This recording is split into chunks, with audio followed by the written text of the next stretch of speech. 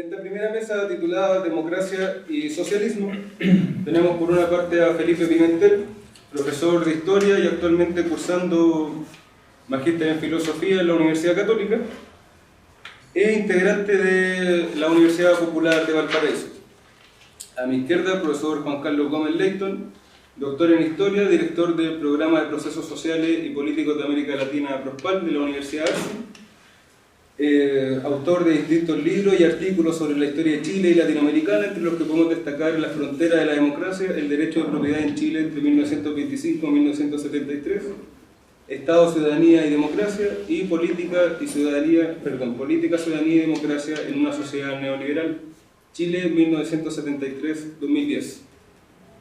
Para empezar, le damos la palabra a Felipe Pimentel.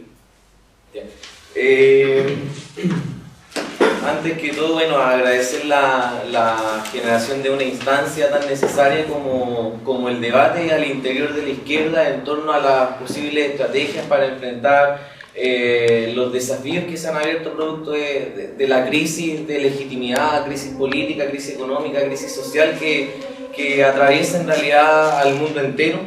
Y agradecer también particularmente la invitación a exponer acá algunas reflexiones que en conjunto con las personas de la organización en la que participo, y en conjunto con amigos, etcétera, he podido de una u otra manera realizar en este último tiempo. El tema de democracia y socialismo, si bien considero que me hago cargo en parte de las tres preguntas planteadas por la mesa, la idea es leer y comentar algunas reflexiones en torno a lo que vendría a ser democracia y socialismo, principalmente en el estado actual de las cosas, que es la democracia. A ese respecto, partir señalando que sin lugar a dudas el año 2011 no solo significó una interpelación para todos quienes creemos en la posibilidad real de transformar radicalmente la sociedad, sino que también fue una interpelación para todos aquellos quienes desean mantener el status quo de las cosas, ¿ya? La coyuntura abierta potencia de manera inevitable, tanto para la izquierda como la derecha, la necesidad de tomar posiciones frente a la misma, diagnosticarla con el doble objetivo, en primer lugar, de comprender la situación y en segundo, de elaborar un discurso ad hoc y diseñar estrategias que permitan a uno u otro sacar la mayor cantidad de beneficios de la misma, ¿ya? Precisamente, la implementación de dichas estrategias necesita en uno u otro lado, en uno u otro sector, una profunda reflexión histórica, importantes debates y en lo posible unidad de acción, que es el plano al que al final me gustaría llegar. Utilizando una imagen mítica, la izquierda mundial se encuentra ante el mismo enigma de la esfinge enviada por la esposa de Zeus a la ciudad de Tebas en castigo, esfinge que decía, de una u otra manera plantea el problema: descíframe o te devoro, ¿ya? En este sentido, la pregunta por la democracia y el socialismo adquiere urgencia en el contexto de las movilizaciones sociales iniciadas durante esta década. En relación con lo anterior, me gustaría plantear cómo podríamos avanzar en reflexión, debate, estrategia desde el estado actual de cosas hacia una sociedad en donde el carácter político, por lo tanto arbitrario, de las relaciones culturales, estatales, sociales y económicas sea cristalino. Es decir, hacia una sociedad en donde la conflictividad sea transparente en su arbitrariedad. Sociedad que por lo menos a nivel personal conceptualizo como socialista. Parto de esta aclaración para señalar que en ningún caso planteo que la lucha final es la lucha por alcanzar una democracia de justicia, inclusión e igualdad, sino que por el contrario planteo la lucha por la democratización como la mediación desde el estado actual de cosas como punto cero hacia una sociedad de conflictividad transparente. Manifestadas estas consideraciones previas, me gustaría señalar, en primer lugar, cuál creo que es el estado actual de nuestra democracia contemporánea, la hija de todos los post y todos los derrumbes, para así analizar en segundo lugar cuál ha sido la respuesta que han arbolado a la izquierda en torno al enigma democrático en Chile y cuáles serían las consecuencias de las distintas estrategias a adoptar. Para realizar este ejercicio y en virtud del tiempo, elaboraré premisas que me permitirán mapear qué podría ser la democracia neoliberal en sí, pero como producto histórico hegemónico, surgido y consolidado exitosamente durante las últimas décadas. Entonces, parto con la primera premisa. No existe una democracia en sí, universal, abstracta y ahistórica. No existe. En este punto me permito un ejemplo. Probablemente uno de los lemas más universalizados en el transcurso de la movilización de los indignados en 2011 fue el planteamiento, la interpelación por la democracia real ya.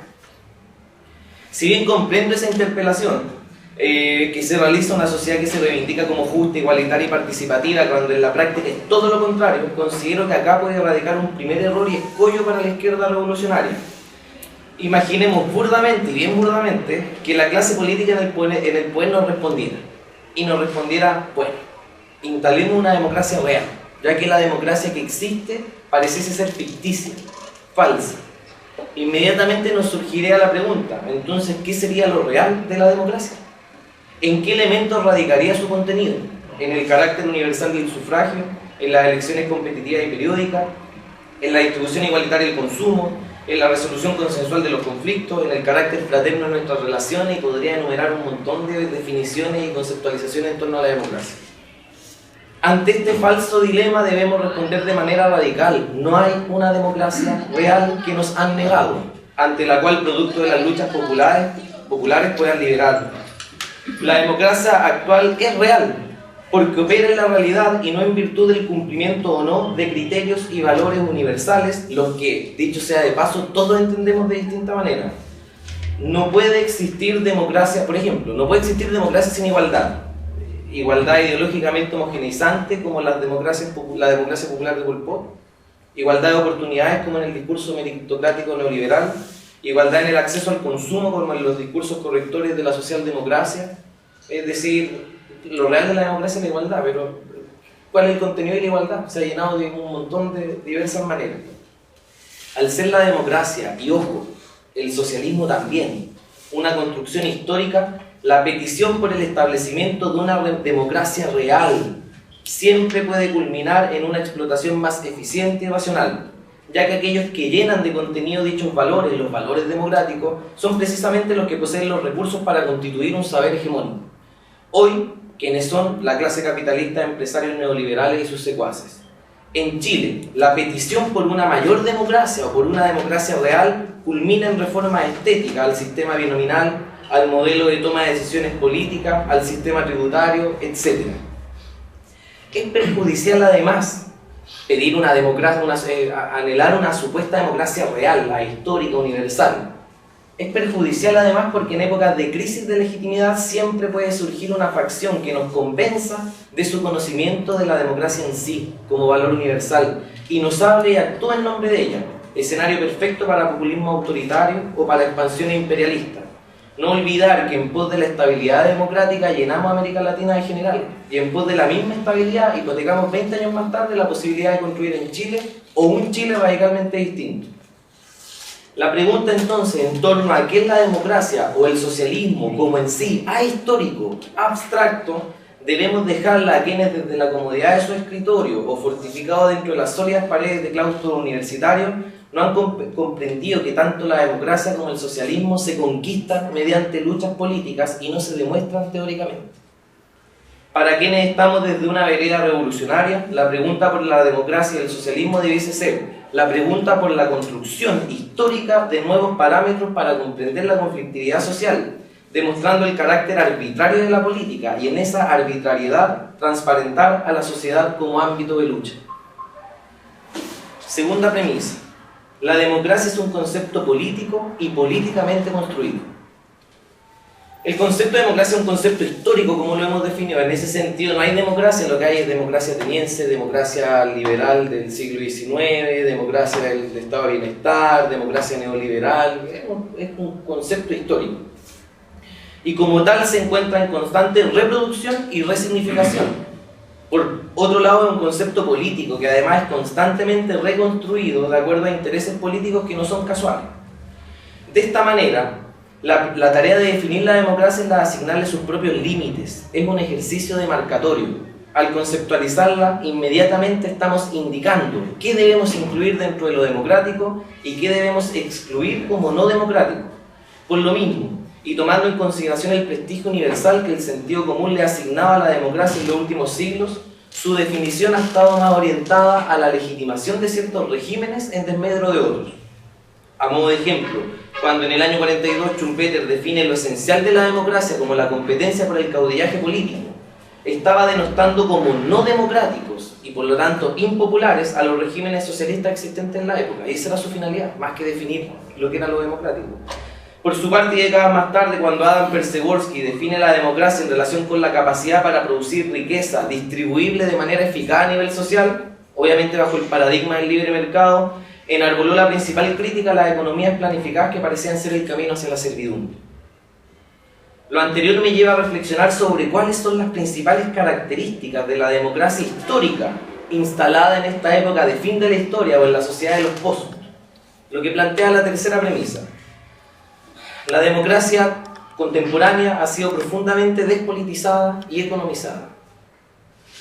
Al igual que las distintas democracias que históricamente realmente han existido, la ateniense, la liberal, la de Balmaceda, la planificada, etc., el ejercicio llevado a cabo por el discurso neoliberal consistió en asociar a la democracia con valores universales, concretizándolos y llenándolos de contenido, otorgándole nuevos significados a condición de realizar una operación político-retórica de profunda tergiversación.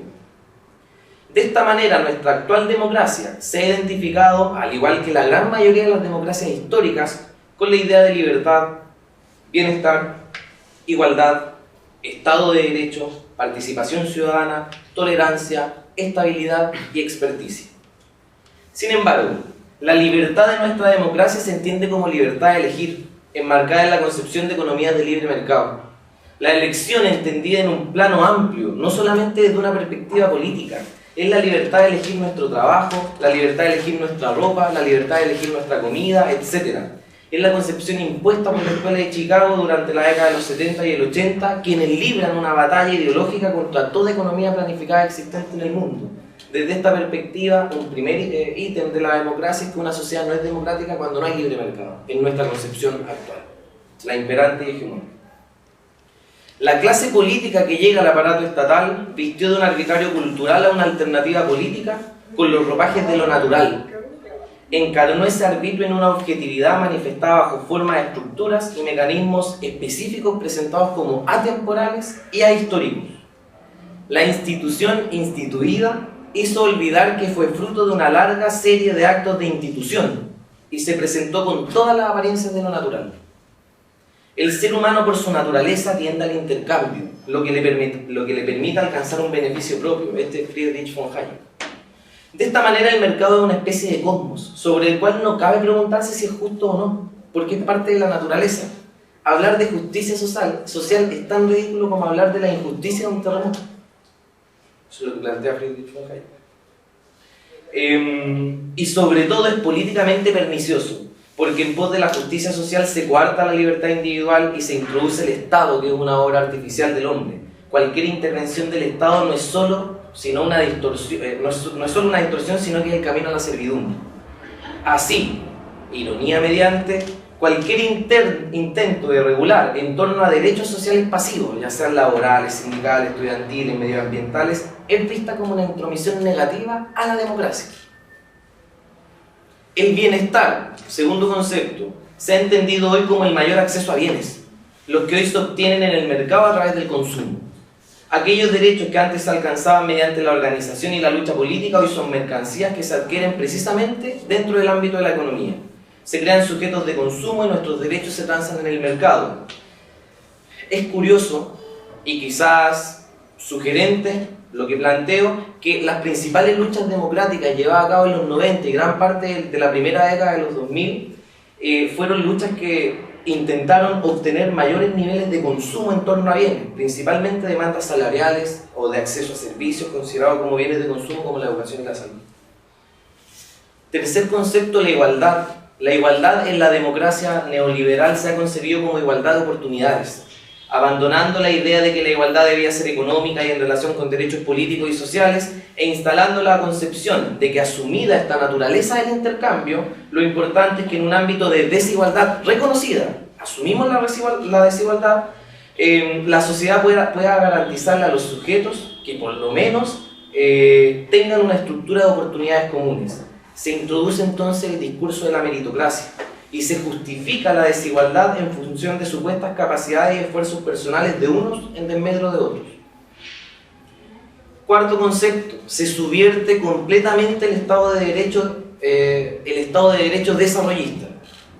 Se ha despojado de derechos básicos a los individuos mediante políticas de ajuste y estabilización estructural. La política de ajuste estructural no solo consistió en la implantación del neoliberalismo, sino que sobre todo implicó una serie de pautas tendientes a eliminar cualquier distorsión en el mercado que es natural. Es decir, cualquier intervención artificial sobre él, como lo son las leyes laborales, las garantías de empleos, la salud, la educación, la vivienda, etc. Eso parece como una intromisión artificial, como una distorsión de lo natural. Hoy el Estado de Derecho se entiende más bien como aquel que asegura el correcto funcionamiento del mercado ajeno a cualquier intromisión artificial. Es curioso que en las noticias, cada vez que sale la palabra Estado de Derecho, sale en pos de un empresario apelando a que el gobierno respete y aplique el Estado de Derecho en pos de repeler una huelga, una marcha, etc. Se invoca para restaurar el orden ante un presunto caos, para perseguir, reprimir a los causantes del desorden y así asegurar el libre mercado, la libre elección, pero ya no para proteger derechos humanos. Avanzando más rápido todavía. La participación ciudadana se entiende como diversidad de intereses, atomización, despolitización, mayorías no deliberantes. La misma elección política y el acto de votar se redujo asimilando el sufragio al consumo de otro bien más, en donde el esclarecimiento y el debate político pareciesen no encontrarse en la discusión territorial, comunitaria o gremial, sino mediante el marketing electoral y los medios de comunicación masivos. La tolerancia ha sido concebida, otro concepto, la tolerancia es concebida como un medio eficaz de impedir la constitución de sujetos colectivos, mediante la acusación a cualquier discurso que plantee la universalización política o la organización de masas de un discurso totalizante y totalitario. La diversidad de luchas atomizadas, desarticuladas, abiertas por esta nueva forma de comprensión, nos permiten hablar de una tolerancia represiva. Es más, la clase política ha sido sumamente hábil en incorporar estas luchas desarticuladas al ámbito de la institucionalidad estatal. Mujeres presidentas, mapuche en cargos importantes, etcétera, etcétera, etcétera. Estabilidad como consenso, porque me gustaría pasar al tercer punto, estabilidad como consenso. La estabilidad se entiende como el consenso político. Y la experticia como tecnocracia. Si el modelo, la experticia, en donde la democracia siempre asocia al gobierno de los mejores, de los que tenían más aptitudes para gobernar, se asocia a la tecnocracia en el sentido de que se reduce la política a la administración de recursos. ¿Y quiénes son mejores para administrar recursos que los expertos y los gerentes? Lo que conlleva una tecnocratización de la política y en definitiva una despolitización de la política, a una alcaldización de la política en el plano local, etc. Brevemente, frente a todo esto, una izquierda radical debiera combatir con todas sus fuerzas el sentido común hegemónico que acabo de describir, la naturalización de un orden arbitrario, y debiese, sobre todo, generar un debate, comenzar una disputa ideológica y práctica por la resignificación y apropiación de los conceptos. La idea es cómo efectivamente una izquierda revolucionaria podría llegar a superar esto. Y la verdad es que, no sé si lo dejo para las preguntas o menciono algo muy breve. En primer lugar, manifestado este breve diagnóstico en torno a qué es la democracia hoy y bajo qué supuesto opera, la pregunta necesaria radica en qué estrategias políticas adoptar para, bajo las actuales circunstancias, llevar la democracia hasta sus límites con el fin de superarla. Este intento también es un intento, perdón la redundancia, por negar otra estrategia adoptada desde la izquierda para superar este punto estanco. Precisamente partiré por la negación. ¿Qué tenemos que combatir? Es necesario combatir toda postura a priorística, acrítica, que culmine en dogmatismo, pero por lo tanto es importante combatir el anti-institucionalismo esencialista, que plantea que no se puede esperar nada dentro del marco construido por el Estado burgués, que cualquier intento institucional conlleva burocratismos perniciosos, que no podemos legitimar un sistema que se desmorona a pedazos, que la estrategia debe ser la construcción de un poder popular en exclusión con un poder institucional, para que en algún momento se enfrenten, o la misma estrategia en una versión más hija de los derrumbes. El Estado es débil y los centros de poder hoy no se pueden localizar porque son transnacionales. Cualquier intento por alcanzar el poder es un metarrelato que ya fracasó. Cambiemos el mundo sin tomar el poder, etc. Lo anterior deriva en violencia vanguardista, idealismo ético y pureza desmovilizadora. Segundo, Es necesario combatir toda postura institucionalista, acrítica y colaboracionista, que plantee la posibilidad de integrarse al Estado en pactos amplios con aquellos que han profundizado la explotación con el fin de tensionarlo hacia la izquierda, que los cambios radicales se pueden negociar con el enemigo político, o mejor dicho, que no hay enemigo en política, solo adversario, democracia radical, el Estado es un instrumento neutral y no uno de dominación clasista. Lo anterior deriva en integracionismo, cooperación, consenso, cooptación, negación de la política, mantención de un marco institucional, denostación de los medios extrainstitucionales para el actuar político, pactos amplios con los explotadores, etc. Me quedan 2 puntos nomás. Esos son los combates. ¿Qué estrategias es necesario reflexionar en el plano estratégico? La estrategia de la huelga electoral, como reflexión histórica y no fetichizada, ¿ya? Que plantea que en este momento de grave crisis de legitimidad, la táctica pasaría por profundizar la deslegitimación y no darle agua al sistema que ya se encuentra en crisis.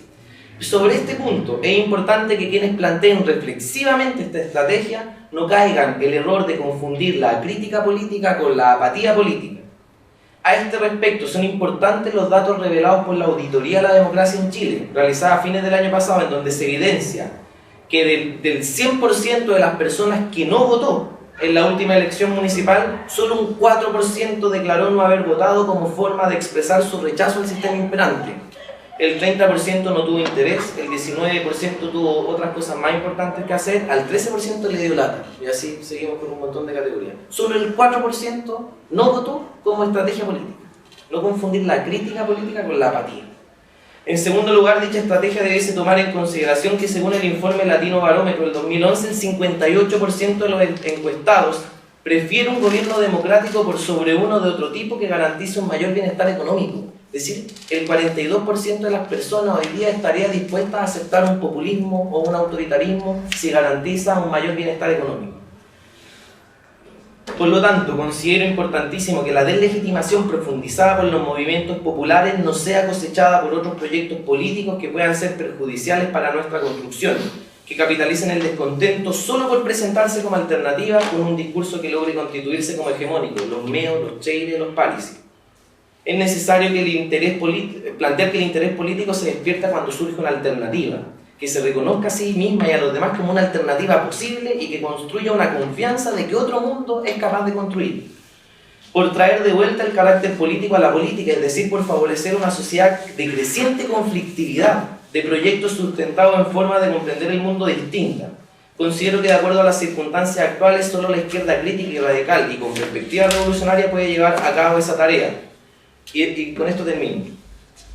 En segundo lugar, segunda estrategia a reflexionar, la construcción de una alternativa política organizada, que sea capaz de superar las coyunturas eleccionarias, pero que vea la disputa institucional como un escenario de lucha más, no excluyente de la necesaria construcción de movimiento social y poder popular. Los reparos que debemos tener en esta vía dicen relación con poner nuestros esfuerzos por no replicar como calco y copia los mismos modos organizacionales y las formas de comprenderlos del sistema de partido anterior al golpe de Estado. Reconocer que la lucha institucional no puede negarse o cegarse al carácter de conflictividad clasista que pudiese desatarse, que ante todo es anticapitalista y no solo antineoliberal, que no puede perder su conexión con los movimientos sociales que la sustentan, ya que las revoluciones las hacen los pueblos, no las vanguardias, que reconozca que no nos sirven espacios institucionales que no permitan modificar la violencia del Estado de Derecho, que no son perniciosos, que no socialicen la política, que no socialicen el modo en que nos relacionamos con nuestros bienes comunes naturales, que no socialicen la estructura de la propiedad privada, etc. En un plano inmediato, reconocer que hoy se aboga por una alternativa y no por muchas, la cual debe ser amplia y tener como principal tarea la disputa contrahegemónica del sentido común.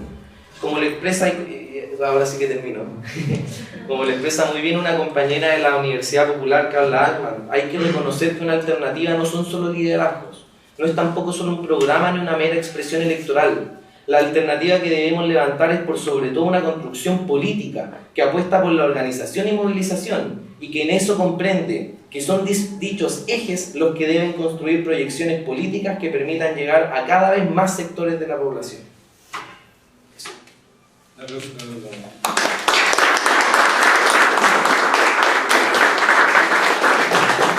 Empezamos con el profesor Juan Carlos Gómez y después pasamos a la pregunta. Buenas tardes a todos y a todas.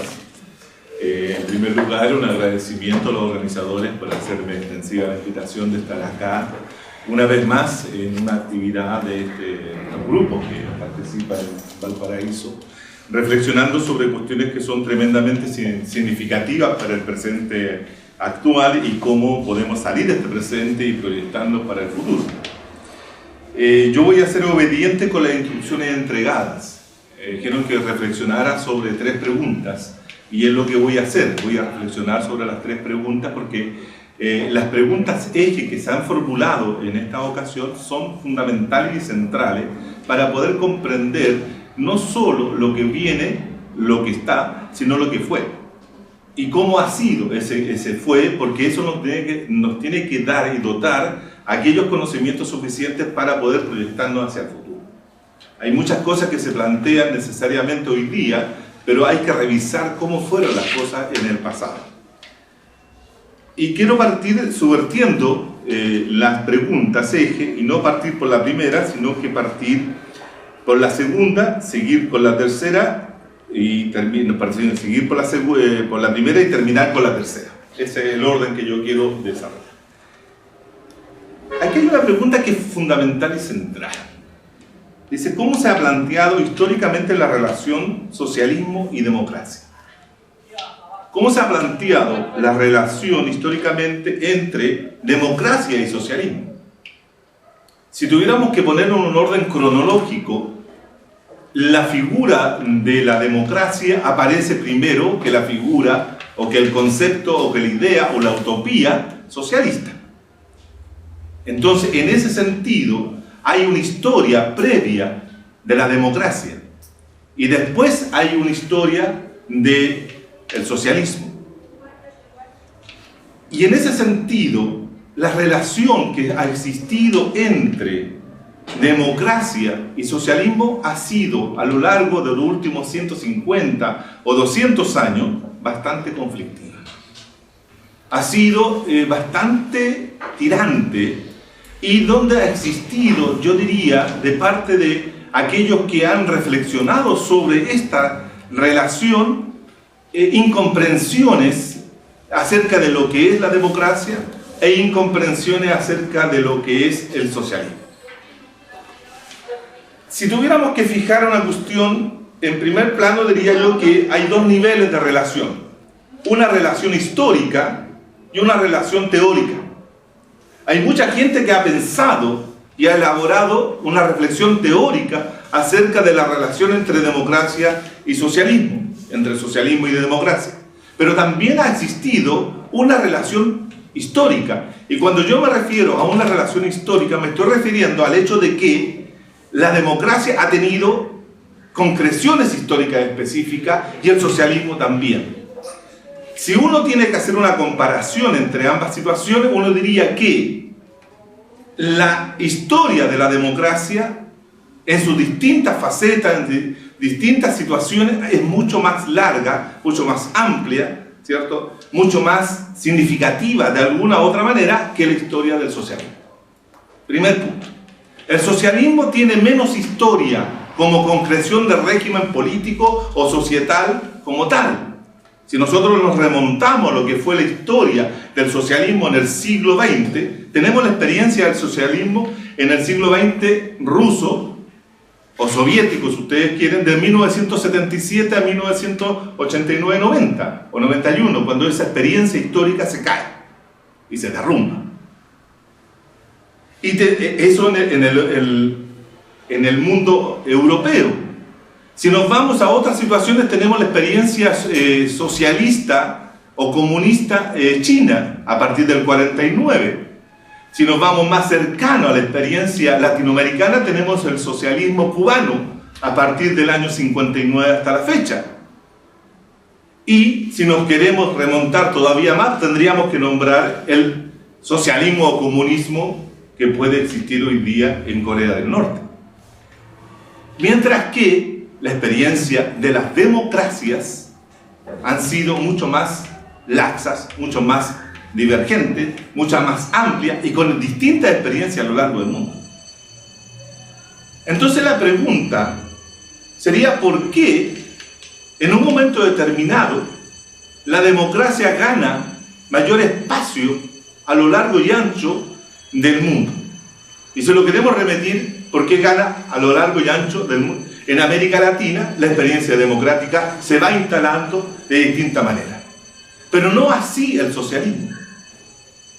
¿Qué hace que la democracia tenga mayor experiencia histórica que la experiencia que tiene el socialismo? Fíjense ustedes que es una cuestión bien interesante para pensarla. El socialismo se cae, se derrumba y desaparece. Mientras que la experiencia democrática se caen y se recupera. ¿Cuál es la razón? ¿Dónde está la clave? ¿Qué es lo que explicaría que una cosa es capaz de sobrevivir, reponerse, salir de situaciones incómodas, salir de situaciones muy dramáticas, como por ejemplo los fascismos, salir de los fascismos y construir democracias? Claro, algunos dirán son democracias liberales, son democracias limitadas, son democracias que no tienen un sentido igualitario o no tienen un sentido social o son precarias en ese sentido. Sí, pero son democracias. ¿Qué es lo que explica aquí? ¿Qué es lo que explica que a lo largo de la historia chilena, ¿cierto?, se haya luchado desde distintos lugares y de distintas fuerzas sociales por construir democracia? Y cuando se tiene la democracia, que es lo que yo he sostenido en otros momentos, ¿cierto?, del 67 al 73, esa democracia se cae y se vuelve a luchar por democracia, pero no se vuelve a luchar por socialismo. Fíjense ustedes. Porque lo que dio al hecho de que se instalara una dictadura de larga duración en Chile, de carácter terrorista y todo lo que ustedes saben, fue una experiencia socialista. No fue una experiencia de otra naturaleza. Fue una experiencia socialista lo que da origen y explica el golpe de Estado. Pero cuando la lucha se instala a partir del 73 en adelante, se hace por recuperar la democracia. No se hace, estimados y estimadas, por recuperar el socialismo. ¿Por qué? ¿Qué tiene la democracia que aparece como una utopía, si ustedes quieren, mucho más poderosa, mucho más que tiene más seguidores que el socialismo? Y a pesar de algo que muchas veces se olvida, a pesar de que la democracia tiene muchos más detractores que seguidores a nivel teórico.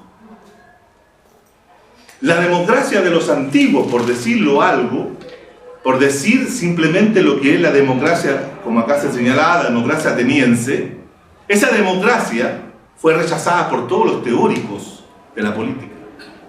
Por todos. Y solamente se viene a recuperar la democracia en cuanto a lo que es la democracia moderna, solamente a partir del siglo XVIII, siglo XIX en adelante. Cuando comienza a ser expresión ¿de qué? Ser expresión de un poder de los que no tienen poder. Yo creo que sobre ese tema hay que meditar.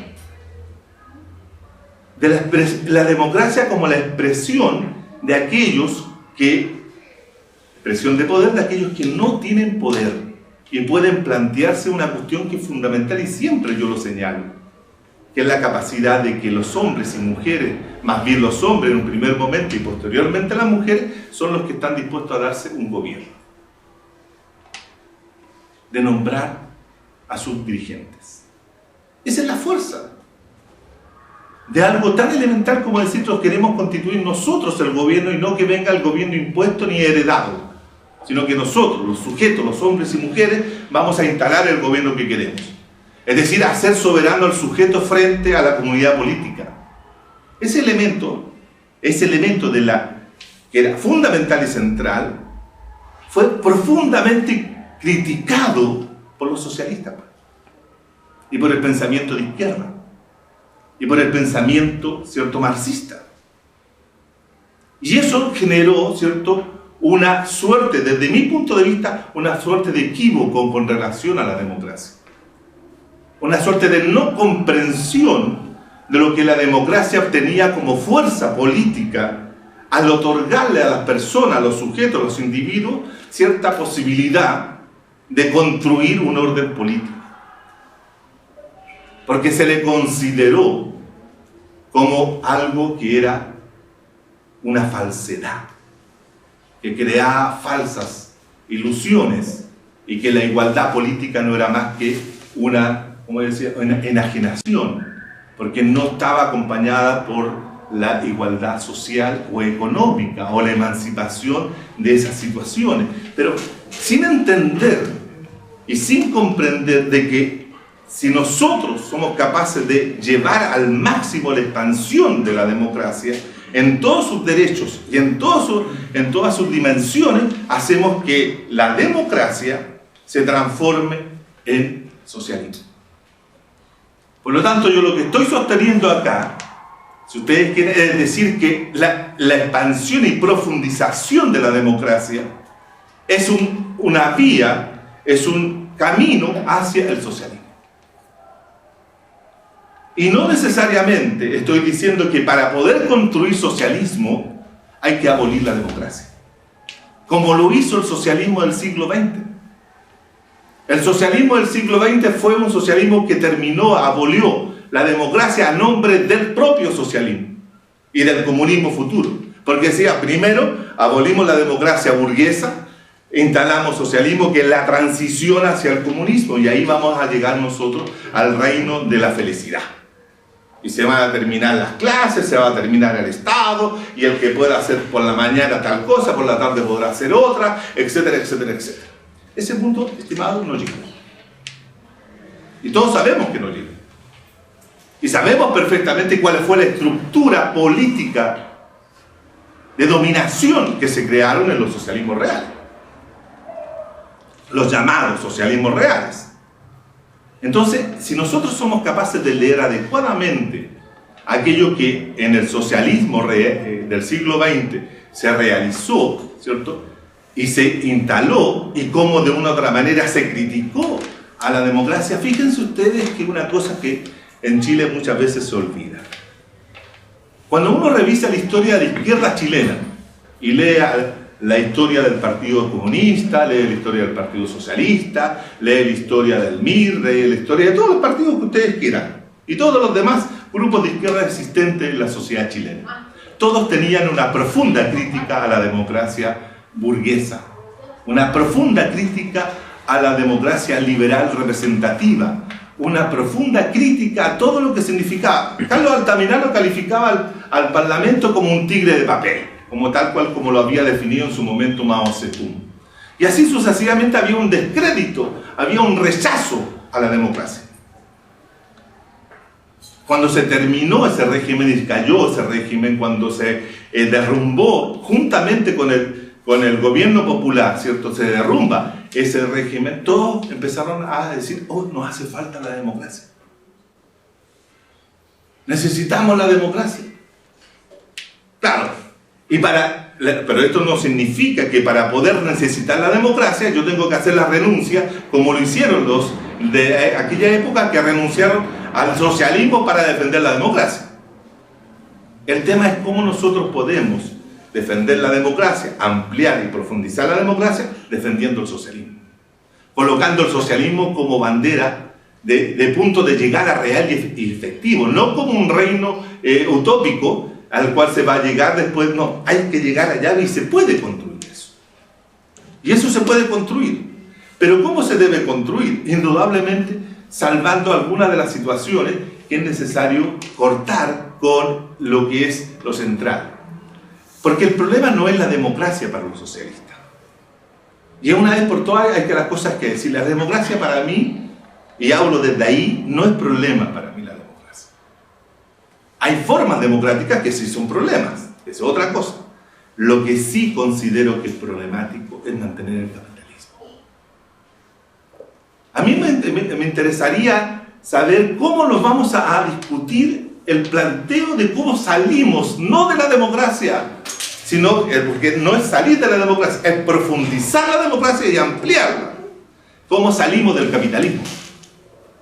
Y ese es el grave problema, si ustedes quieren, que hoy día países como Bolivia, países como Venezuela, países como Ecuador se ven enfrentados. Porque ellos fueron capaces de profundizar la democracia. La democracia social participativa que se tiene lugar en Bolivia y en Venezuela, como también en Ecuador, ¿cierto? Las cifras así lo demuestran. Electoralmente, Correa sacó el 60%, lo más probable que Maduro, ¿cierto?, obtenga el 56% de los votos en la próxima elección del domingo, o que Evo vuelva a ser ratificado en el gobierno. O sea, la democracia social participativa también implica formas electorales de participación, etc. Y otras formas de participación. Pero tienen un problema: no salen del capitalismo. Y ese es para mí el gran desafío que tiene cualquier planteo en el sentido que se quiere hacer de futuro. ¿Cómo salimos del capitalismo? Fíjense ustedes que en Chile, una de las ideas principales que instalaron los socialistas, los anarquistas, los anarcosindicalistas, los pensadores iniciales del socialismo en Chile, como por ejemplo el caso de Recabarren, fue que salir del capitalismo era salir aboliendo la propiedad privada de los medios de producción. La abolición de la propiedad privada. Yo demuestro, y perdónenme que hable desde mí, ¿no?, porque es feo, pero a veces es necesario, ¿no? Yo demuestro en mi libro La democracia, la frontera de la democracia, que el golpe de Estado no se debe a una suerte de mal funcionamiento del sistema político o del sistema de partidos, sino que obedece fundamentalmente al profundo proceso de democratización que había hecho Salvador Allende de la propiedad privada. La propiedad privada, ¿cierto?, estaba siendo arrebatada a las clases propietarias durante el gobierno de Salvador Allende. Cuando mejor dicho, se derroca el gobierno de Salvador Allende, había más de 1000 empresas. Más de 1000 empresas en manos de los trabajadores en este país. Si ustedes calculan que alrededor de 300.000 personas, trabajadores, tenían el control de empresas productivas, manufactureras y de otro tipo en el país. Esa era la construcción de poder real que se estaba haciendo. No, el golpe de Estado no fue porque, como dice Mulián, que se volvió excéntrica la democracia cristiana o que no se pusieron de acuerdo. Se obedece fundamentalmente al hecho de que las clases propietarias se estaban quedando sin la base material de su poder. La pregunta de hoy día es: ¿estamos nosotros siendo capaces, todos los movimientos sociales, las movilizaciones sociales, hoy día se están gestando, ¿cierto?, para poder quitar el poder de la propiedad al capital? ¿Estamos afectando con nuestras movilizaciones ese poder? ¿Estamos generando condiciones para desarrollar un poder popular que sea capaz de asumir la conducción de las empresas, de los colegios, ya que estamos hablando de la desmunicipalización? ¿Estamos en condiciones de asumir la conducción de esos colegios? ¿Estamos en condiciones de tomarnos los colegios particulares subvencionados y transformarlos en comunidad social, propiedad social de la educación? Esos son elementos fundamentales. Fundamentales. Si no afectamos el poder de las clases, no tenemos posibilidad para emprender la construcción del socialismo. Porque hay que deconstruir, no la democracia. A esa hay que profundizar. La que hay que deconstruir es el poder de las clases propietarias. Y termino con esta última reflexión. Fíjense ustedes que, ¿qué es lo que hizo? ¿Qué es lo que hicieron las clases dominantes, las clases propietarias en Chile para terminar con el poder del trabajo? Para terminar con el poder de los trabajadores. para terminar con el movimiento de trabajadores que había sido uno de los actores fundamentales en el desarrollo de lo que fue la experiencia de la Unidad Popular, simplemente le quitó la base material de su existencia. ¿Y cuál es la base material de la existencia de los trabajadores? Las industrias. Desindustrializó el país y los transformó a los trabajadores, a los proletarios, ¿cierto? Los transformó en cualquier otra cosa. Trabajadores por cuenta propia, después los transformó en las nuevas clases medias, en empleados de servicios, etc. Pero hizo un giro. ¿Por qué? Porque le quitó la base. ¿Por qué se oponen a que Chile vuelva a industrializarse? ¿Por qué se oponen a que existan industrias de mayor cantidad y solamente aceptan la pequeña y mediana empresa? La microempresa, porque ahí no hay poder. No hay poder. Si tenemos 7 o 8 trabajadores en una empresa, no hay poder. Y por eso el capitalismo chileno es mercantil financiero y no productivista. Porque le arrebató la base material. Bueno, identifiquemos correctamente dónde está la base material de los propietarios actuales para poder actuar sobre ellos. Y ahí vamos a ir salvando, ¿cierto?, lo que puede ser una propuesta de una democracia socialista. Y por último, tenemos que recuperar la idea del socialismo.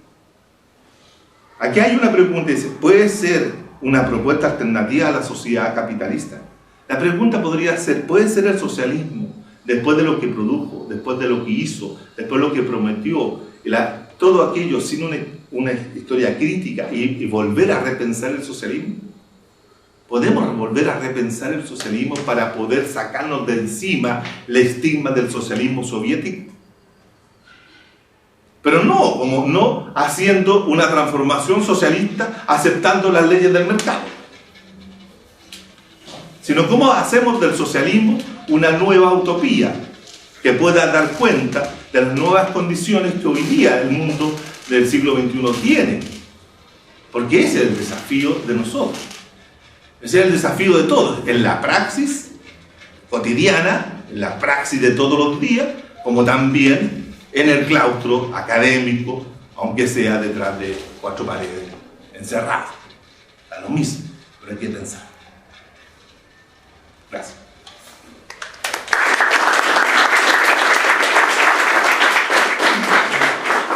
Dejamos espacio a las preguntas, pero como moción de orden de A3 para que los expositores puedan responder sucintamente a las preguntas y vamos avanzando así.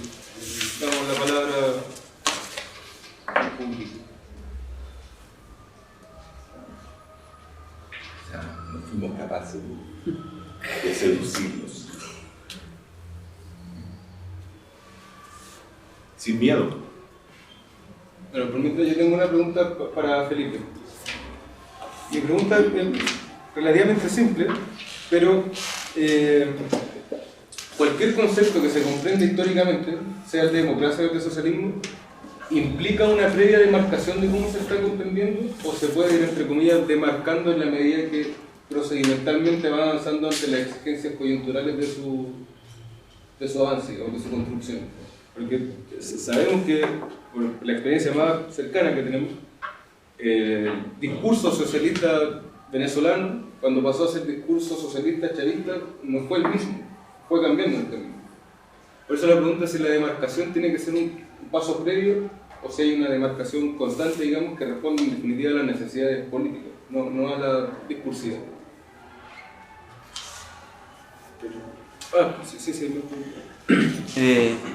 Bueno, el profesor Juan Carlos y también el Felipe hacían referencia en torno a que hay determinados conceptos o ideas que identificarían a la democracia, como también existieron determinadas ideas que identificaron al socialismo, como se trató de desarrollar recién.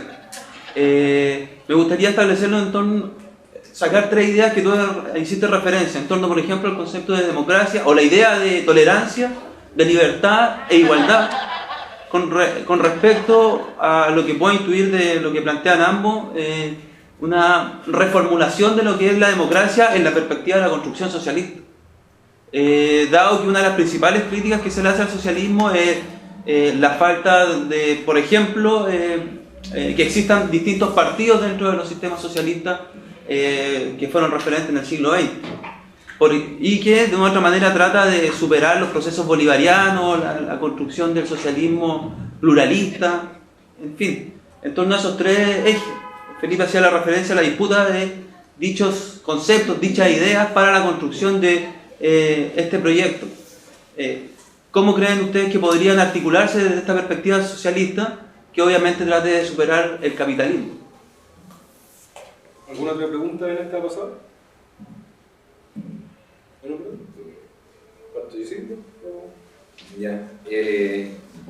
Bueno, ninguna pregunta es simple en realidad, sobre todo en este ámbito. Y acá en ambas respuestas, más que nada, voy a responder también históricamente, y no es como uno coloquialmente diría por sacar el potito, por no bajarse el potito, sino que porque toda mi exposición versaba sobre un fundamento y principio que para mí es clave, la comprensión de que la construcción y la disputa por los conceptos que se materializan de manera práctica es una disputa histórica y política. Y a eso yo voy, no puede haber nadie, ninguna persona que llegue a hablarnos en nombre de la democracia, a hablarnos en nombre del socialismo.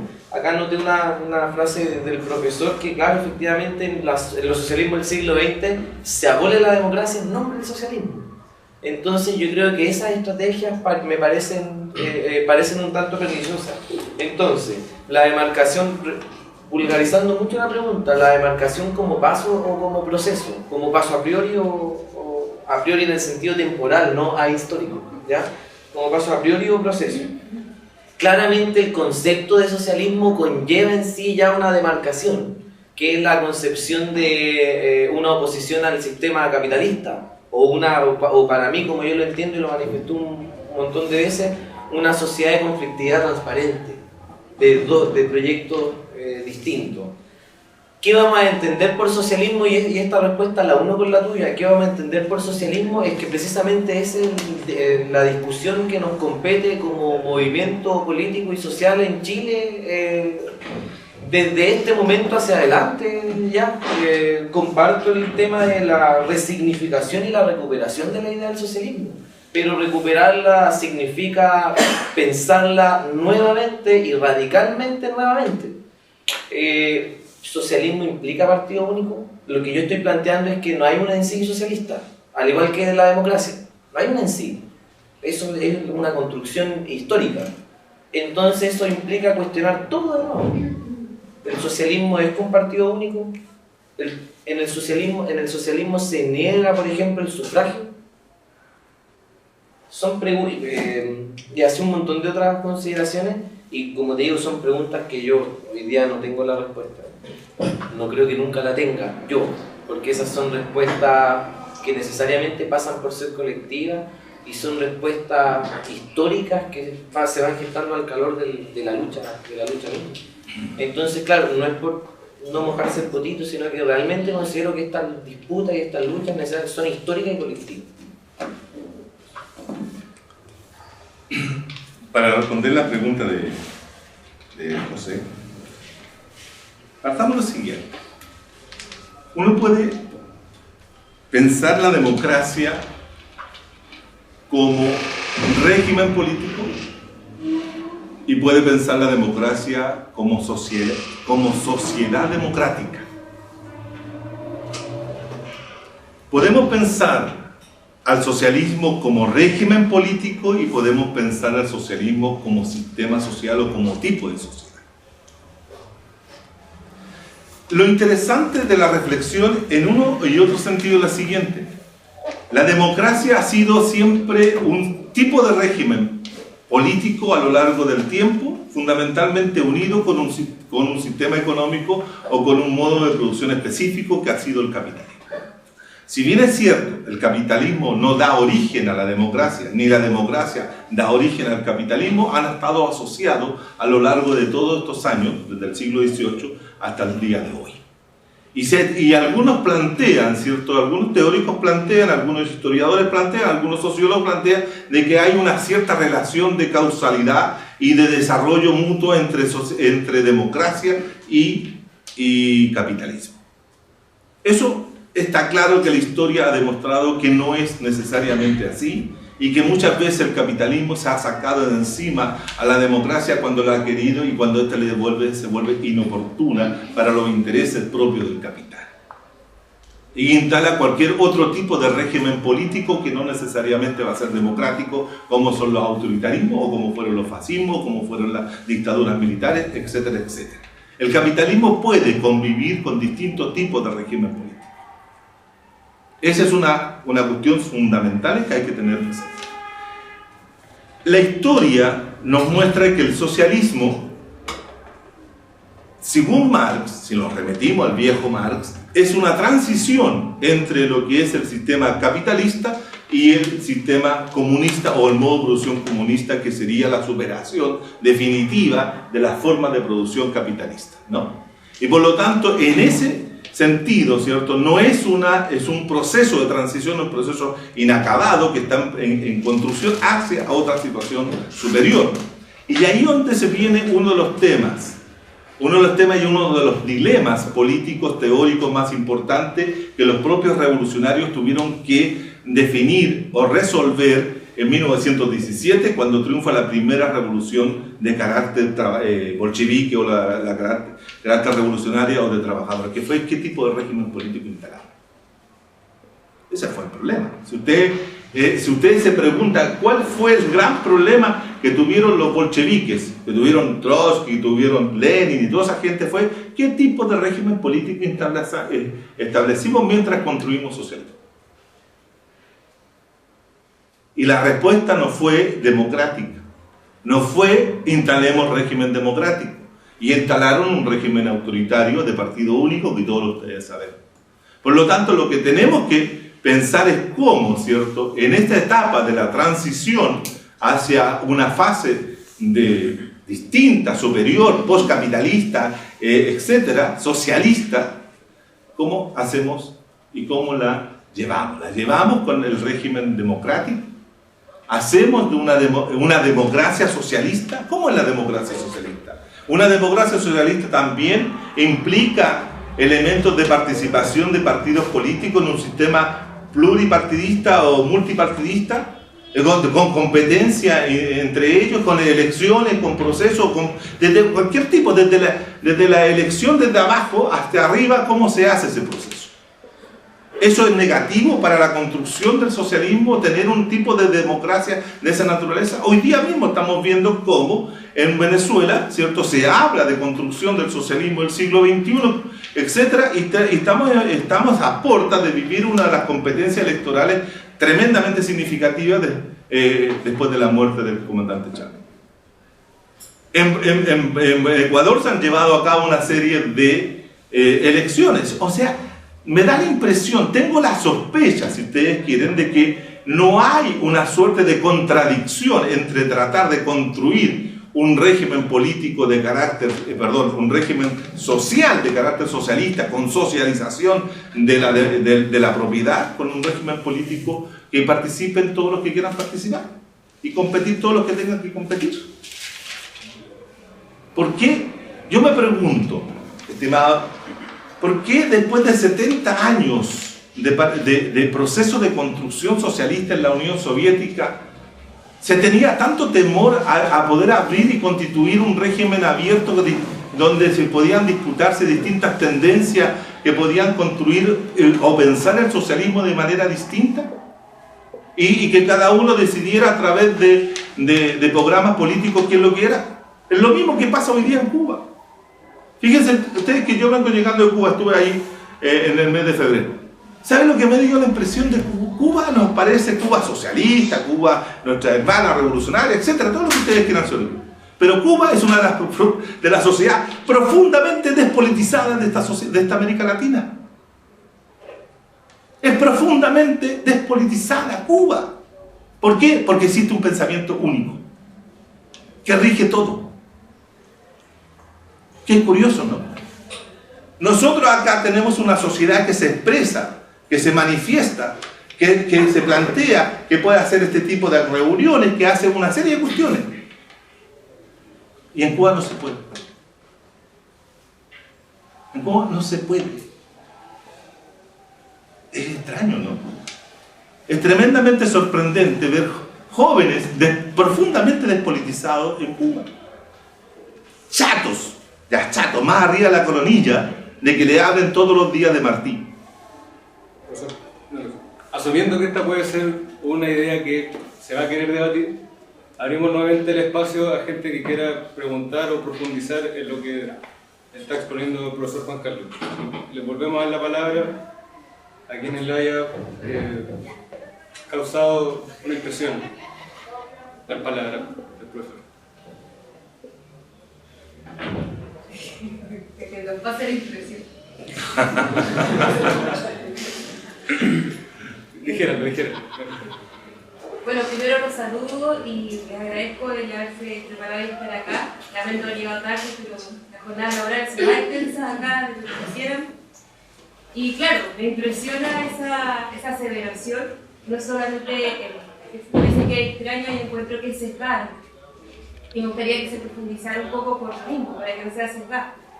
Es evidente que acá en nuestro país haya quizás una expresión política de la juventud con mayor manifestación, con mayor grito que en Cuba. Porque las condiciones que tenemos en nuestro país, no solamente de educación, que es el tema que está más ahí pendiente, sino que las condiciones de vida en nuestro país son mucho más precarias. Y eso no lo dice solamente un panfleto, sino que hasta la ONU lo está asegurando a través del organismo de la UNICEF. Entonces, evidente que aquí hay un agotamiento también de aguantar estas condiciones de vida y salir a la calle. Y esto no es ahora reciente, sino que ha habido también un proceso de acumulación. Es decir, la memoria que nos puede alcanzar a nosotros. Sí, yo tengo 28 años, la memoria que me alcanza para atrás, veo que hay un proceso de acumulación. Al estudiar un poco historia también veo que hay acumulación de descontento y se manifestó, explosó, ya la gente no digo más, el 2011. Y eso no lo espero en Cuba, y espero que nunca pase en Cuba, porque creo que en Cuba las condiciones de vida son distintas a las de acá. Puede haber un montón de factores que también nos digan, oye, también hay precarización, también hay pobreza, también hay prostitución, y ellos también lo reconocen y son muy autocríticos. Aquí, como hace 1 año o 2 años, tuvimos una jornada de cine cubano, pero crudo, al desnudo, y vino acá la Embajada de Cuba a decir, oye, nosotros tenemos todas estas 10 críticas y quizás más en nuestro proceso. Es decir, hay mucho por avanzar por ahí, es decir, es evidente, nadie lo defiende o posicionado, sino que sacamos aprendizajes de ese proceso también. Pero decir que allá la juventud es menos politizada que acá, porque acá nos damos más y salimos a las calles, ya me parece sesgado y me gustaría que se profundice, se argumente. No todos hemos podido ir a Cuba, me encantaría ir para también ver, pero creo que plantearlo así nomás deja fuera muchos elementos que es necesario considerar. Bueno, yo también me estoy recuperando un poco de lo que... pero en ese sentido quisiera yo también consultarme entonces si la juventud cubana, como usted sostiene, está despolitizada. Me gustaría saber entonces cuáles serían las inquietudes que tiene la juventud venezolana y por qué tiene estas inquietudes según su parecer. ¿Alguien más que quisiera referirse al tema para que se pueda? Bueno, los saludo a partiendo desde la idea principal que era sobre debatir, más que hacer consulta a los expertos, por así decirlo. Yo creo que todas las personas tienen un pensamiento distinto y todas pueden expresarse de distintas formas, así como lo hacen algunos compañeros que presentan.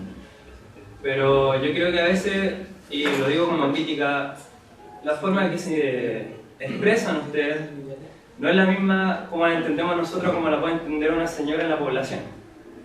Entonces, partiendo desde ese punto, yo creo que a veces hay que simplificar y reducir un poco los términos para que se exprese mejor y se pueda reproducir más fácilmente después con otras personas. Y desde la idea, siguiendo la idea de que cada persona es individual y tiene su forma de pensar y de expresarse, la idea es que empoderar a las personas, partiendo de la base de la comunicación, que fue la referencia a la crítica periodística. Entonces, al una persona de la población enterarse de cómo funciona este sistema, de cómo el sistema capitalista ha llegado a la externalización de los problemas de su sistema económico, a la segregación de las poblaciones, ha llevado a la gente al consumismo, a la despolitización, como se le dice, a mantenerse en la rutina.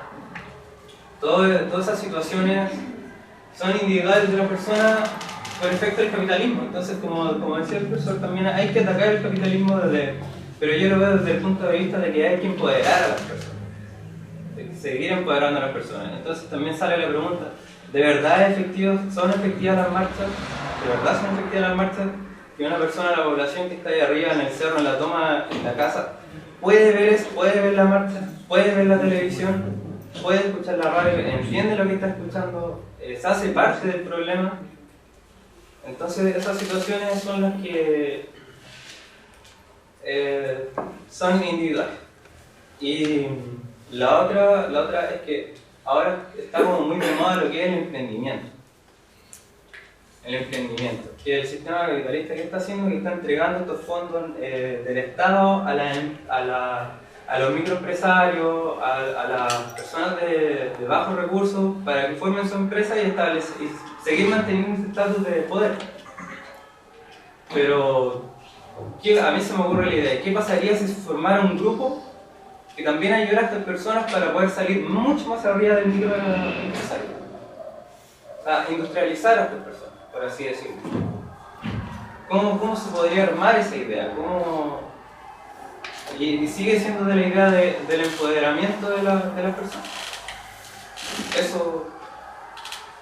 Sí, bueno, gracias a la interpretación del compañero, permite ligar perfectamente, a mi parecer, para seguir con la discusión entre empoderamiento y las condiciones del empoderamiento, o las condiciones en las cuales se da la participación política. Antes que intervenga, no sé qué. Sí, como yo voy a tratar de...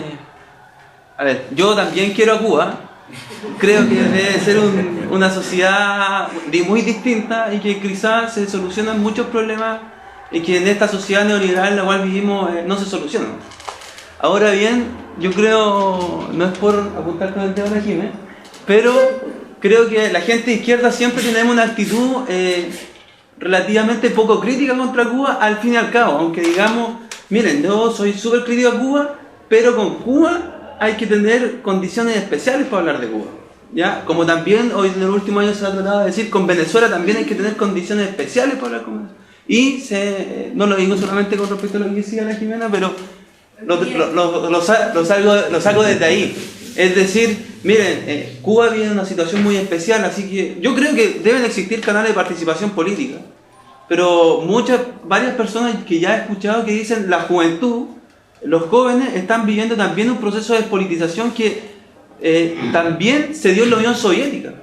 De mediados de los 60 y 70, la gente de la Unión Soviética, los jóvenes, de otra manera, si bien satisfacían sus necesidades en el marco del régimen, por ejemplo la educación, la ampliación del sistema educativo, pero no se sentían parte del régimen político.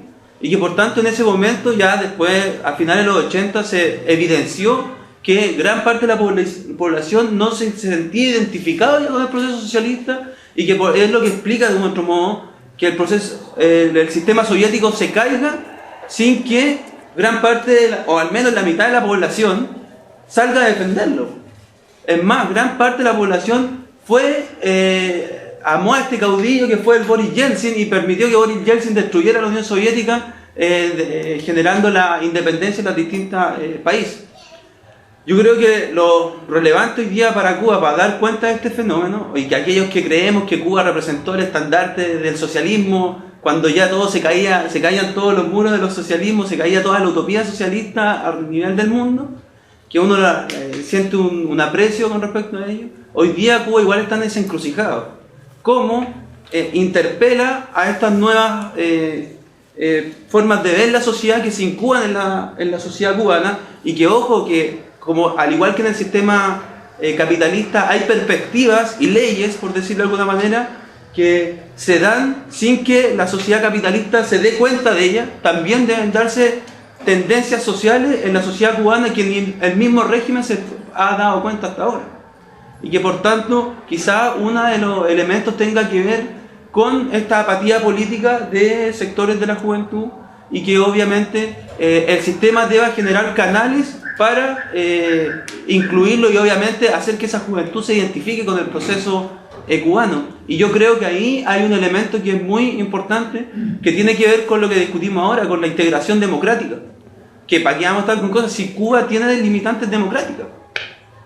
Y puede quizás tener otros mecanismos de participación y de integración a nivel de la base, local, comunal, pero también hay elementos de participación que, por ejemplo, están solamente circunscritos a la decisión del Comité Central del Partido, políticas nacionales. Hay políticas locales de integración, etc. Pero yo creo que... Y son cosas que no se ha tocado aún en el fondo en Cuba. Se habla de la reforma económica de Raúl, pero no, paradójicamente no se habla mucho de las reformas políticas de integración que se pudiera hacer. Eso es más que nada una opinión con respecto al tema. Sé que es difícil dar el tema, pero les voy a pedir, si Felipe quiere intervenir también, que sea lo más breve posible para respetar los tiempos de la mesa siguiente y sus propios compromisos. Bueno, yo no quise tirar ninguna bomba sobre el auditorio con refiriéndome a Cuba. Si lo que yo quería llamar la atención es lo siguiente, que son fenómenos que ocurren en nuestra América, y en nuestra América es muy heterogénea, muy diversa y tiene distintas situaciones políticas, y yo las recorro permanentemente. Entonces no es una cuestión de que yo no conozca lo que está pasando en Cuba, lo que está pasando en México, lo que está pasando en Ecuador, lo que está pasando yo, por mi cargo de director del programa de doctorado en proceso social y político en América Latina de la Universidad ARCI. Me he impuesto la tarea de conocer América Latina directamente. Entonces no es una cuestión de que no vaya a turistear y haga una observación banal sobre la situación, sino que más bien preocupado por lo que son los procesos que hoy día en América Latina se están dando. Y frente a la situación que quería señalar, es que cuando existe un pensamiento único, y que se impone a toda la sociedad, por muy pensamiento único que sea, aunque se plantee desde la emancipación o se plantee desde la libertad o lo que sea, siempre va a generar una suerte de cansancio político, una suerte de cansancio ideológico, una suerte de hastío en la población, porque es lo único que se conoce y lo único que se transmite.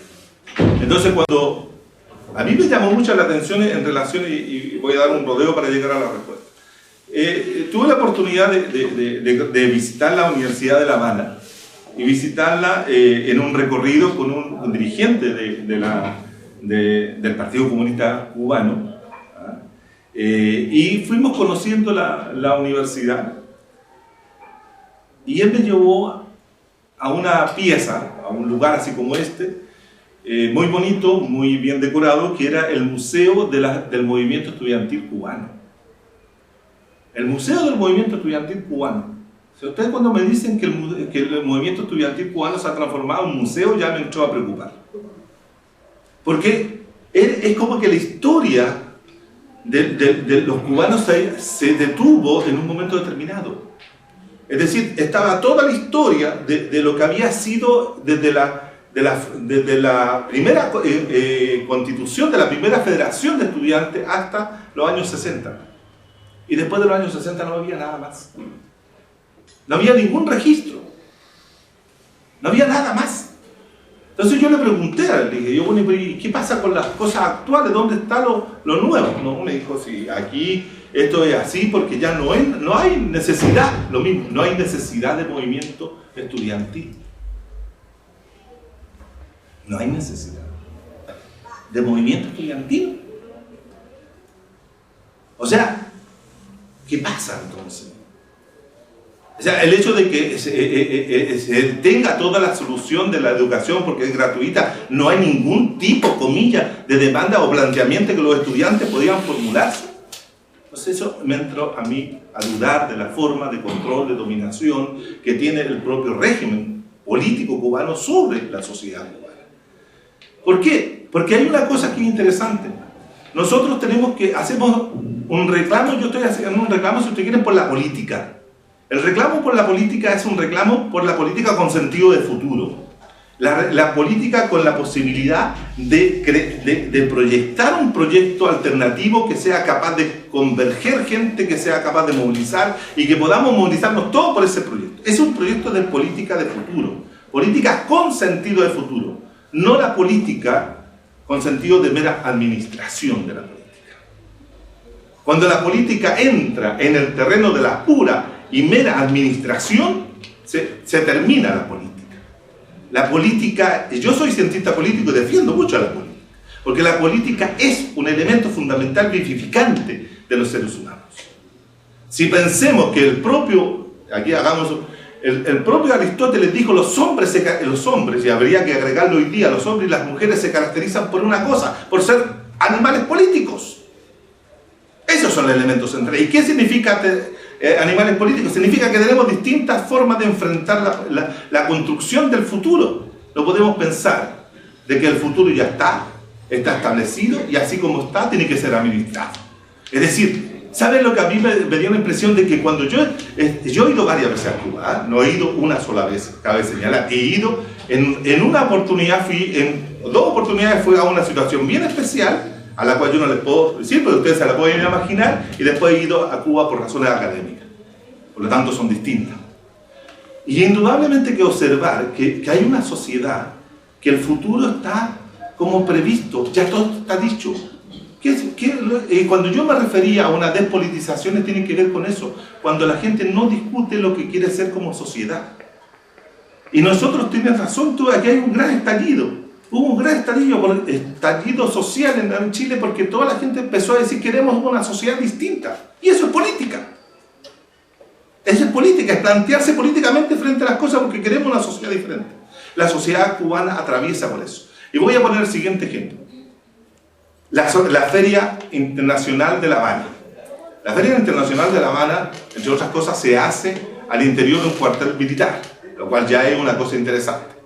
¿Cierto? Interesante por el hecho de la recuperación de un espacio diferente para hacer algo totalmente culturalmente distinto a lo que es un cuartel militar. Ese primer día del asunto era los jóvenes de todos los colegios tenían que ir a la feria. Entonces iban visitando los diferentes stands de donde se venden al tiro del. Lo curioso fue que yo iba detrás de un grupo de estudiantes, entre 17, 18 años, 16, y entraron a un stand y se frenaron así de golpe. ¡Pah! No entremos acá. ¿Por qué? Le dice uno al otro. Es que aquí hay pura política. Y se devolvieron. Y yo fui el único que entró a ese stand de pura política. Claro, ¿qué es lo que había? Había el libro del Che, había el libro de Camilo Sin Fuego, había el libro de Sampay, había el libro de Fidel Castro, había pura política, estimados. Y se fueron. ¿Saben cuál era el stand más lleno de gente? El que vendía la historia, fíjense, la historia de la selección española de fútbol, que había ganado. ¿Por qué? Porque la venta del libro venía asociada con que podía comprar una camiseta del Real Madrid o del Barcelona. La mayoría se llevaba por lo menos la del Barcelona. Entonces ya por lo menos era algo interesante, no se llevaba la del Real Madrid. ¿Entiendes? Entonces eso también está reflejando algo. Está reflejando algo que tiene que ver con los elementos que hay en la pregunta que nos toca esta mesa. ¿Cuáles son los niveles de participación que tiene la juventud en las decisiones políticas que se están tomando en Cuba? Y yo creo que ese es el punto. En Cuba los jóvenes no toman decisiones políticas. Me comentaba un historiador cubano, Luis Suárez, que ha escrito varios libros, que somos muy amigos, me decía, estamos muy preocupados en Cuba ahora. ¿Por qué? Porque había habido elecciones recientes para la asamblea. Es que la gente no está votando. ¿Cómo que no está votando? No está yendo a votar, los jóvenes no están yendo a votar. ¿Y cuánto es el nivel de abstención que ustedes calculan? Mira, nosotros estamos calculando alrededor del 12% de abstención. Y le dije, mira, yo soy cientista político. El 10% para nosotros, cuando somos cientistas políticos, hacemos todo este asunto, el 10% no es problema porque eso es una abstención técnica. No, pero es que no, antes aquí era el 98, 99% de gente participando y votando. Ellos están preocupados que llevan el 12%. Entonces algo está pasando. Y tiene que ver, yo tengo la impresión de que tiene que ver con lo que mismo decía José, tiene que ver con esta situación de no darle participación a los jóvenes en las decisiones políticas. Piensen ustedes que se renueva la asamblea, se renueva con la misma gente, se elige al mismo comité central del Partido Comunista, sigue Fidel, el hermano de Raúl, etc. Ese no puede ser que el socialismo sea una expresión de una monarquía en la cual se hereda el poder. Imposible. Imposible. Cuando hablo de eso, es eso lo que ocurre. Y ojalá que todos pudieran... Yo no estoy diciendo que Cuba sea lo peor, no. Cuba es lo mejor que puede haber. Y yo me siento muy feliz, por eso voy permanentemente a Cuba. Y me fascina llegar a Cuba y no sentir ninguna de las cosas del mercado que tenemos en la sociedad chilena. Y tenemos también la participación de los jóvenes en la... ¿Por qué en Venezuela, para responder la pregunta, por qué en Venezuela la gente joven participa? Ustedes saben que en las elecciones anteriores, al 98, en Venezuela, el nivel de participación de la población en las elecciones era menos del 60% de la población. Hoy día, después del proceso del 98 en adelante, la abstención está sobre recién el 25% en la última, pero hoy día ha crecido la participación. ¿Y que dónde participa mayor gente? Los jóvenes. ¿Quiénes son los que participan con mayor fuerza en Ecuador? Los jóvenes. ¿Por qué? Porque la política recuperó un sentido de futuro. Eso es lo importante. Los jóvenes recuperando el sentido de la política como construcción de futuro. Los viejos administran la política. Esa es la diferencia sustantiva. Los viejos administran la política. Estructuras de poder. Por lo tanto, eso es lo que yo puedo decir. Puede ser sesgada, puede ser no sesgada, pero es la observación, si tú quieres, sociológica, intervención sociológica de una persona que tiene los ojos bien abiertos para mirar lo que pasa en nuestra América, tanto en cualquier país de estos. Le dejamos la palabra a Felipe y quiere intervenir, y Felipe va a cerrar la mesa con su intervención. Bien breve, a pesar de que la interpelación sobre el caso cubano no iba a mí, igual mencionar algunas consideraciones que hice en relación con la lógica de lo que planteamos en esta mesa. El ejemplo puede no ser el más feliz, pero es el ejemplo que se me vino a la cabeza inmediatamente. Es el ejemplo de, en La Tercera, está saliendo, yo no sé si sigue saliendo, un relato de la vida en Corea del Norte. No sé si alguna vez ustedes se han encontrado con los relatos de la vida en Corea del Norte. Una gringa o británica va a Corea del Norte y escribe la terrible vida de los norcoreanos. Y salen cosas bien tristes en la columna, a decir verdad. Sin embargo, me recordé de algo. Cuando un familiar mío leyó la columna y dice, oye, qué tremenda la vida de este niño en Norcorea. En ese mismo momento me imaginé a un periodista norcoreano en Estados Unidos, en McDonald's, viendo un niño con diabetes, hipertensión, gordo, obeso, comiendo, enfermo en 5 o 10 años más. Y probablemente me imaginé a ese norcoreano escribiendo un diario, en el diario norcoreano, sobre la vida de ese pobre niño obeso. Y me imaginé a otro niño o a otro familiar norcoreano diciendo, pobre niño lindo. Miren, ¿a qué quiere llegar con esto? A que no podemos ponerle parámetros conceptuales y analíticos a realidades históricas que son completamente distintas. Y esto va en la línea, entronca totalmente con lo que he planteado. Es decir, Cuba es una democracia, Cuba es un socialismo. Ya, democracia, ¿qué democracia? No hay elecciones periódicas, no hay partido único. Sí, pero esos son los criterios de democracia que nos han impuesto y que, crítica o acríticamente, nosotros hemos asumido o no asumido. Entonces, claro, es difícil efectivamente fuera de esa construcción decir, mira, en Cuba no hay democracia porque falta esto, es casi como un checklist, no falta esto, no es democrático. Con respecto a eso, señalar algo, y yo reconozco que Cuba tiene muchas contradicciones y las críticas que se puedan hacer a Cuba siempre tienen que ser críticas que vayan en pos de evitar un desmoronamiento que haga volver un capitalismo imperante, reinante, y ahí sí, perdonándome lo coloquial, ahí sí que estamos cagados, pues hasta Cuba acá. El ejemplo histórico de un fracaso total, obviamente es la interpretación hegemónica imperante. Claro, efectivamente hay que hacer crítica, hay que analizar el proceso cubano tiene contradicciones, por lo menos asistí a algunas sesiones del ciclo de cine, los representantes cubanos tienen claras las contradicciones, las muestran públicamente. Que un representante de Cuba venga, en vez de mostrar una película del Che, a mostrar películas en donde se prostitución, machismo, matonaje, en otro país. Dice mucho. Pero aquí quiero señalar algo, la política no es un ámbito sublime. Y esto dice relación con combatir los idealismos éticos que pueden surgir. Sí, la política no es un ámbito sublime, la política es un ámbito de conflictividad y eso implica asumir contradicciones, asumir limitantes y asumir desafíos. Son peores las contradicciones o limitantes que experimenta, no sé, Senegal. Disculpen si hay algún senegalés y desconozco la realidad de Senegal. Son distintas las contradicciones y limitaciones de una sociedad como Senegal.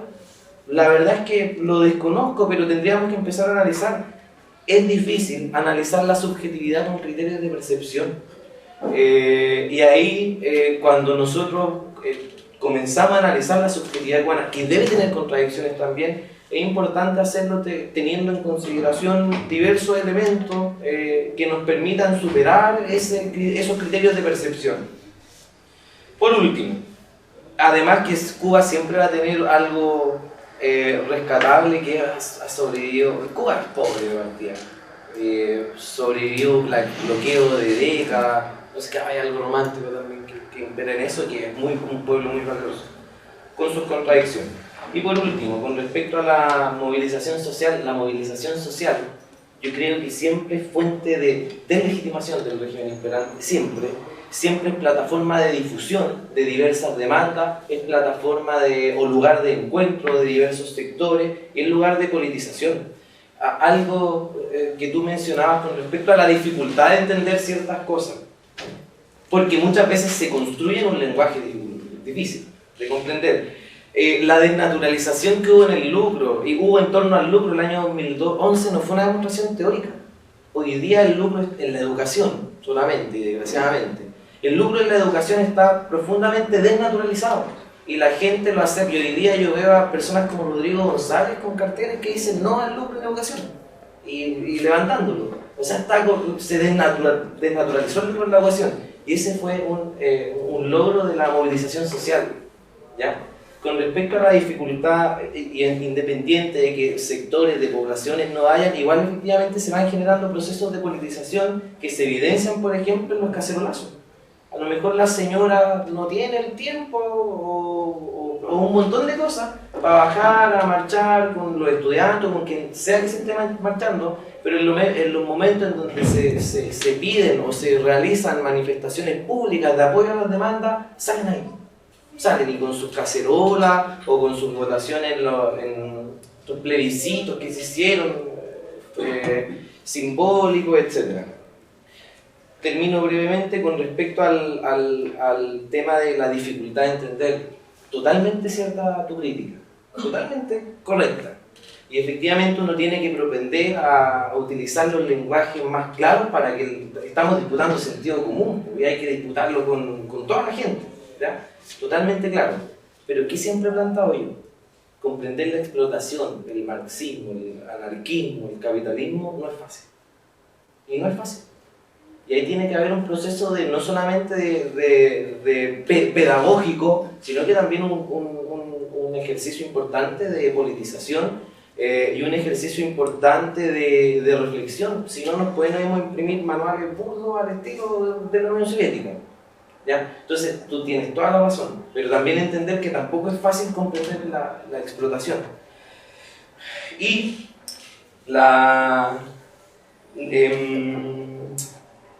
¿cuál es el fin? Totalmente de acuerdo, el fin es terminar con el capitalismo, ¿ya? Pero sin caer en visiones unilaterales, porque si nuestro fin es terminar el capitalismo, surge inmediatamente la pregunta, ¿cómo? Y ahí surgen las estrategias políticas. Por lo tanto, propender a hacer cambios importantes en la estructura de la propiedad privada sin llevar a cabo procesos de socialización política me parece también nefasto. Y me parece que podríamos estar generando autoritarismo que lo único que van a hacer va a ser mejorar la estructura y distribución del consumo, pero no acabar definitivamente con el capitalismo. Eso también puede ser, por eso la importancia de la estrategia en torno a la democracia y el socialismo, entendiendo que es un medio para derrotar el capitalismo. Bueno, les damos un aplauso a los dos expositores. Estamos invitados inmediatamente a la segunda mesa Historia Reciente del Pueblo Mapuche, que expone Fernando Pairicán y Yuri García, pero les damos, por supuesto, 10 minutos para compartir un café y seguir con las conversaciones afuera.